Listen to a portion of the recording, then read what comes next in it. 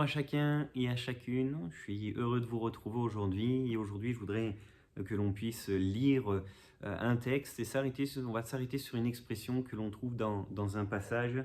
Genèse chapitre 6 et le verset 8 nous dit ceci concernant un homme. Mais Noé trouva grâce aux yeux de l'Éternel. Voici la postérité de Noé. Noé était un homme juste et intègre dans son temps. Noé marchait avec Dieu. Et je voudrais m'arrêter sur cette expression que l'on voit ici, qui décrit finalement cet homme, Noé. Noé marcha avec Dieu. Et c'est une question que l'on doit se poser et que l'on peut se poser. Est-ce que nous marchons avec Dieu? Pour resituer un petit peu le contexte dans lequel Noé se trouve, c'est un contexte qui est quand même assez terrible, un contexte qui est lourd. Le péché est présent, l'immoralité est présente. On s'aperçoit d'une chose lorsqu'on lit le chapitre 6.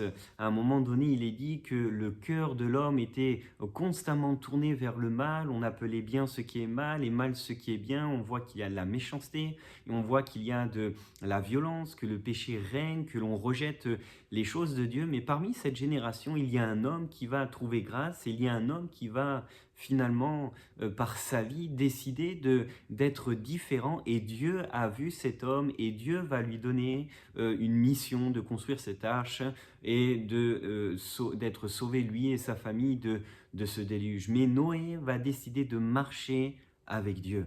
Dieu était aux côtés de Noé, Dieu marchait avec Dieu, ça veut dire que Noé n'était pas trop devant, Noé n'était pas trop derrière, mais il marchait au rythme de Dieu et sa vie impactait finalement autour de lui, sa vie était un témoignage qu'il était enfant de Dieu. Et la question que je voudrais nous poser à chacun d'entre nous, c'est est-ce que nous marchons avec Dieu? Est-ce que nous sommes au pas de Dieu? Est-ce que dans notre vie de tous les jours, est-ce que les gens quand ils nous voient, est-ce que les gens quand ils nous entendent parler, quand ils entendent même notre façon de penser, est-ce qu'ils peuvent dire mais toi tu as quelque chose de différent? Est-ce qu'ils peuvent dire mais toi tu marches avec Dieu? Est-ce que nous laissons une trace qui montre que finalement nous sommes enfants de Dieu?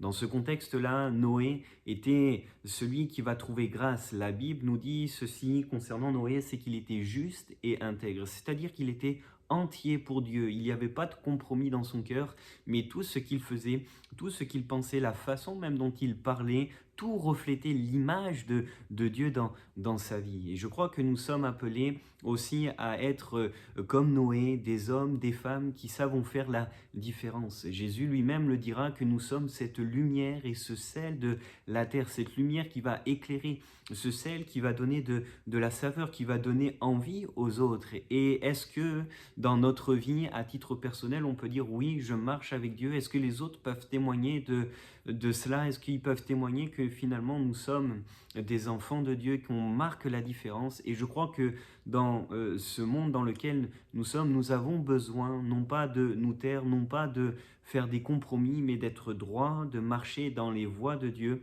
et de témoigner que nous sommes enfants de Dieu, et alors ça aura un impact dans la vie des autres. Ma question aujourd'hui que je voudrais te poser, c'est est-ce que tu marches avec Dieu? Dieu te bénisse.